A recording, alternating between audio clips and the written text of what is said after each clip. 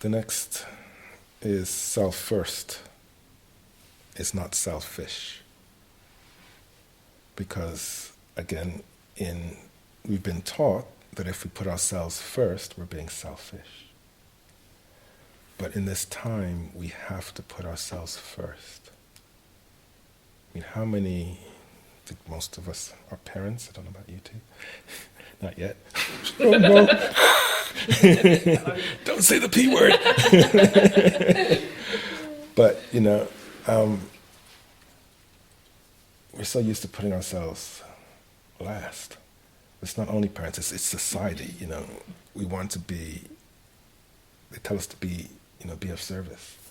You're not doing the right thing unless you're giving to other people, and you should give selflessly.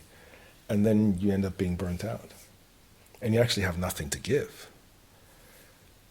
The thing that we have to do is to make sure our light is burning brightly to the point where you have an abundance to give, and then you can give everybody. And then there isn't an issue. The reason why it's so hard to give is because we're burnt out ourselves. And so it's a burden to give. But if we really take care of ourselves, and the same thing as all of this, just put the attention back into our hearts, love ourselves, automatically we will just not be of service, but we will live as service. And that goes back to the purpose. Our purpose has been to find the service. How do we help other people? Always out there. But as you live as service and you live as love,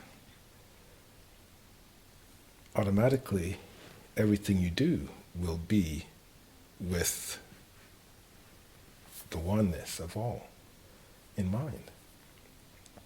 As we get into unity conscious, we will just know that I can't be mean to you because I'm being mean to myself. We are one.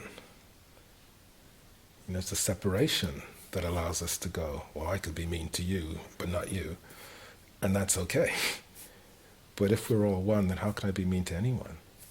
How can I not give? How can I not see someone hurting and not help? But it has to come from a full heart. It has to come from a being who knows who they are and isn't sacrificing to help, but it's just helping because that's who they are. And that's why you're there, and that if I'm standing here and you're sitting over there and you need something, we were meant to be here at the same time. That's what we do, we dance. And it doesn't matter whether that person is grateful and thanks you or anything else, because that is their journey and they've got what they needed, and you never know how they've taken it away, what they've taken away with them. You may say some kind words to someone and they just look at you and walk away, but their heart might be just like swelling because no one has ever said that before, and they haven't known how to react. They don't know how to give back. They don't know how to say thank you. But they may go home and think, wow, that was the kindest thing anyone ever said to me. Wow, can I really do this? If you give someone some encouragement and they go, God, really? But really they may be just thinking, wow, maybe I can. And it doesn't matter what they give back to us, if we are full. If we are not full, then we need it back. Mm-hmm. We give, and where's mine? And we need that to come back to us. And if it doesn't, then we get conflict. But if we are full and we love ourselves and we know we're complete, and it doesn't matter. And then we can live as service. So these are all things where we're going to as we remember to say the I love yous, and we start to work because we're putting it back in. We're building ourselves up.